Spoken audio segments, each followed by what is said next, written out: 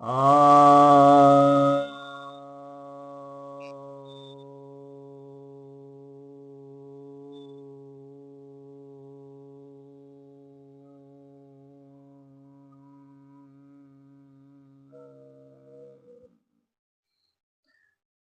सभी भक्तजनों को सप्रेम नमन।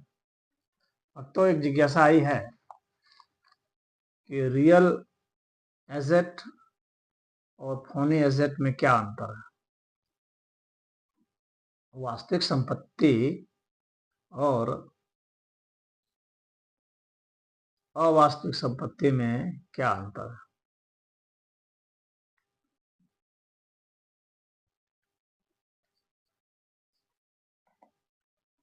वास्तविक संपत्ति तो मीरा जी ने बताया है, पायो जी मैंने राम रतन धन पायो।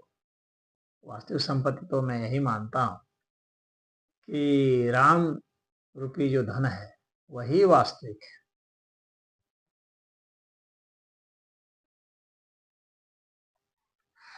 जो परब्रह्म परमेश्वर रूपी धन को जो पा जाता है वही वास्तविक धन को पाता है।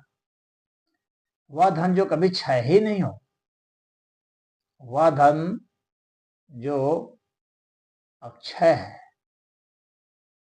वह धन जो हर जगह विद्यमान है, वह धन जो हर जगह चलता है, वह धन जिसे सब धन बनते हैं, वही तो वास्तविक धन है हुआ। तो हमारे यहाँ भक्ति में राम ही धन है और बाकी सब अवास्तविक हैं। लेकिन आर्थिक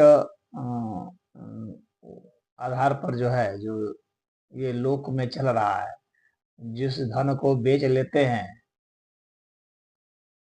और जिसकी उपयोगिता है और जिसका अस्तित्व जो है वह पदार्थ रूप में मौजूद है और जिसे सरकार ने मान्यता दे रखी है, उसी को रियल एसेट कहा जाता है। जिसको हम जो ये यहाँ पर आर्थिक रूप से बताया जा रहा है, जैसे कि जमीन हो गई, जैसे कि सोना हो गया, ये सब रियल एसेट में है। जिसे आप पदार्थ रूप में भी पाते हैं, देखते हैं, और जिसे पूरी दुनिया में आप कहीं भी खरीद बेच सकते हैं और जिसे सरकार ने मान्यता दी है, जिसका वैल्यू का, तो उसको रियल एसेट कहते हैं, वास्तविक संपत्ति कहते हैं। और अवास्तविक जो फोनी जो है, फोनी एसेट की बात है, तो जैसे कि वर्चुअल करेंसी वगैरह जो चलते हैं, जैसे कि मान लीजिए बिटकॉइन है, तो कोई उसको पदार्थ रूप में तो आपको कहीं मिल नहीं पा रहा है, वो तो वर्चुअल करेंसी है एक तरह से। तो बहुत सारे इस तरह से वर्चुअल मिंटिंग हो रही है ऐसे करेंसी की, और उसको लोग खरीद रहे हैं, उसको बेच भी रहे हैं। किसी सरकार ने मान्यता दी है, किसी ने नहीं दी है, वो उसका कहीं कुछ पता नहीं। अगर क्रैश हो गया तो काम खत्म हो गया, कहीं कुछ अता पता भी नहीं चलेगा कि वो गया कहाँ।